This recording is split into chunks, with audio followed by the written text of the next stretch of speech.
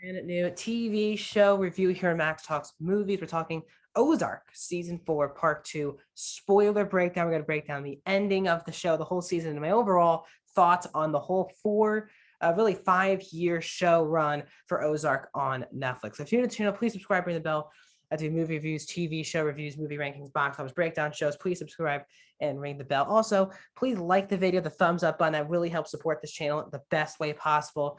Also helps the algorithm, so more people want to check out Ozark spoiler reviews. This one will pop up for them. So please subscribe, help out the channel in the best way you can. And also comment down below. What are your thoughts on the ending? Is this a satisfying ending for you? Did they leave the door open for possible season 5 down the road? Let me know in the comment section down below. And let's get started. Now, this is going to be a different type of review as I normally do spoiler reviews. Really going to break down most of the big time storylines and really the finale episode, which has a lot of things culminating. I've also done a spoiler review of part 1 on the channel. So first of all, if you have not seen anything of Ozark, especially this last 7 episodes of the series, please click away. I'm doing full spoiler talk starting now. I'm going to give you guys a full week to watch this if you have not, so let's get into it. So we ended part 1 of season 4, the first 7 episodes. Again, this is a 14 episode complete season, 7 earlier in the year, and now 7 wrapping up now. We ended episode 7 of season 4 with Javi going off and killing Wyatt and Darlene, and that kind of set Ruth apart, and that's how we kind of start the first episode of the series with Ruth kind of on a track to kill Javi with or without the help of the birds or their children. Really, yeah, the birds themselves. Obviously, Marty does not want to get her into trouble. Ruth, Wendy kind of does, and the kids are the ones who actually tell Ruth what Javi looks like and where he'll be. And the big first death of season 4 is Javi being killed off in the opening episode by Ruth, which was a huge, again, this show has tons of twists and turns. Really, the last 2 seasons have come really with major twists and turns. So Ruth kills Javi in the opening scene, which then puts Marty and Wendy kind of in a bad position to start this last the remaining 6 episodes of the series, because in order to get out, they needed Javi to kind of be alive. So this then, everything kind of gets out of control from there, because Marty kind of says he's sorry to Ruth about everything that's kind of happened. Wendy's kind of not happy about this. So we're still not got the big storyline. It's going to be tough to go episode by episode. As I said, I'm not doing an episode as I'm doing 7 hours of spoiler breakdown. So I'll try to get through the biggest storylines that I can basically talk about here on this review. So as I said, so Javi is dead, sets up a lot of things. Navarro finds out, and this then sets up a major storyline in episodes 2, 3, and 4, with Marty being the one going to Mexico to run the cartel until under Navarro's reign as well. So because of this, they need a new person controlling us. So with Navarro's help, Marty goes to Mexico, runs the cartel for a little bit, as Wendy tries to regroup everything. At the same time, Wendy's dad comes in, and that's a major storyline in the show, that Wendy and Ben's dad comes in and wants the control of the kids. Jonah's still living in the motel, and Charlotte's kind of been up and down with the family this season more than most. So actually just knock out that storyline. So they actually go to court in the season with the grandfather winning the court case, even though the detective did not make it there. So Wendy goes absolutely insane, puts herself in the same psych hospital that Ben was in season 3, and tells Marty, I'm not leaving this rehab place until we have the kids back. So this is when, in the final episode of the series, is that Marty tells Ruth, you're going to do this one last thing for me, and that's get my kids back to me. And I don't care what you do, kill him, kill the grandfather, do whatever you want to do, but the kids have to be back with us, or I'll release your name to the cartel. So an amazing scene where Ruth basically interrogates the grandfather. Now, Ruth and him already had a pretty rough scene when he was drunk, I believe in the 12th episode of season 4. But Ruth basically slams it down, holds a gun to him, and kind of thing. The kids are kind of scared, and we also kind of learned that the dad kind of beat Wendy and Ben, and all these stories that dad continues to bring up are lies because again he beat his children. He's an awful person, and you can see how Wendy got a lot of her deviousness. She is kind of the biggest bad of them all in the show, and you can see how she got that from really her upbringing, which I thought was a fascinating way to include that, and how the innocence truly of Ben as well as the show continues to ravel on. I think in the third episode, which is the 10th episode of season 4, we got the full death scene of Ben, which I thought would actually hint that Ben would be coming back to life. That I thought was a kind of a forgettable scene. They kind of show Ben's death in like the first 10 minutes of episode 10.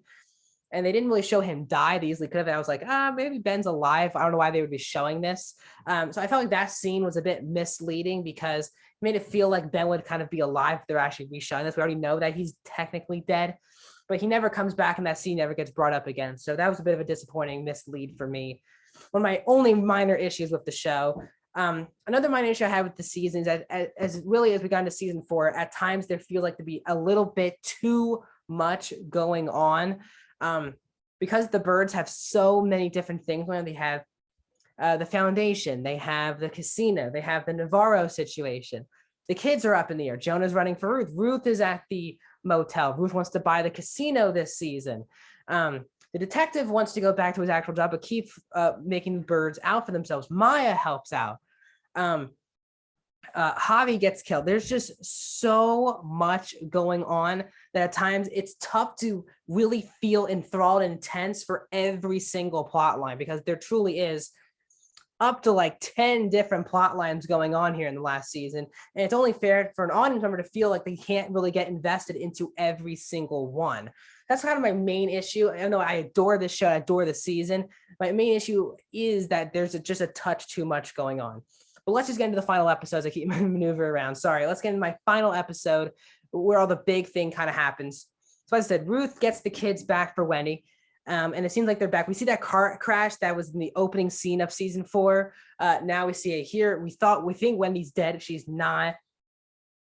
And the birds look like they're in full control. They have their big thing at the casino. They're allowed to continue to launder. They had a meeting with the FBI and Ruth and all those people. So they're in the clear is what it seems like. And for me, I was like, wow, this is going a little too well for the birds, as Wendy then disses off Schaefer, which eliminates Navarro for getting off the SDN list.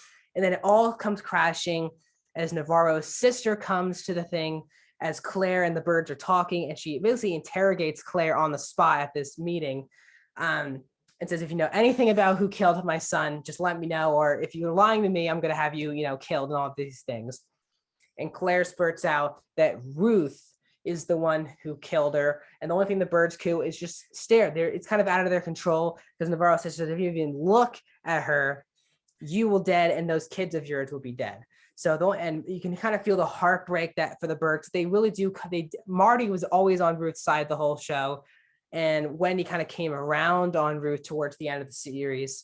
So Ruth gets killed. That is the big character killed off here at the end of Ozark. Camilla comes to Ruth's truck, and Ruth's kind of like, stop talking to me. If you're either going to kill me or you're not going to kill me. She kills Ruth. The last 20 minutes might be the best 20 minutes of the entire show. So Ruth is killed off by Camilla. Navarro is also killed in this episode, but it was kind of a double twist. But Navarro gets killed off, and then we get the last scene of the show. The birds come back. The kids are kind of cool. They were just at that party basically thing, but Marty and Wendy are kind of heartbroken that they definitely know Ruth is dead. But the detective is at their house, finds that goat thing, and finds out that that's where Ben's ashes are. And he's like, you don't get to win in this situation. You're the losers in this situation. And then you think, wow, the birds are going to end up losing, have consequences at the end of this series. And they did with Ruth dying, but Jonah gets the gun. Marty smiles, points it at the detective, and we go black. We hear the gunshot, and that is the end as of now, they said if these are the last, that is it for Ozark season 4. So I love this show. I think it's been one of the best Netflix shows they've ever had, kind of the next Breaking Bad in TV show lore. So I love the show. Amazing performance if you're talking about Jason Bateman, who really owned this season. Hasn't been this good since season 1. I do believe this is the strongest season to date. Laura Linney was amazing. Obviously Julia Gardner, all the performances are always great. And I can't wait to see what it racks up at the Emmys. So that's my thoughts on Ozark season 4, part 2. Let me know your thoughts in the comment section down below. Like the video, subscribe. More videos are coming out. I'm releasing this video on Saturday. Yesterday I released my review, non-spoiler, of Doctor Strange in the Multiverse of Madness. On Monday, we get my box office breakdown show and my spoiler review of Multiverse of Madness. Tuesday, you will get my non-spoiler and spoiler review of season 1 of Winning Time on HBO, and a lot of other reviews, Firestarter. So a lot of things coming out. I'll see you guys then.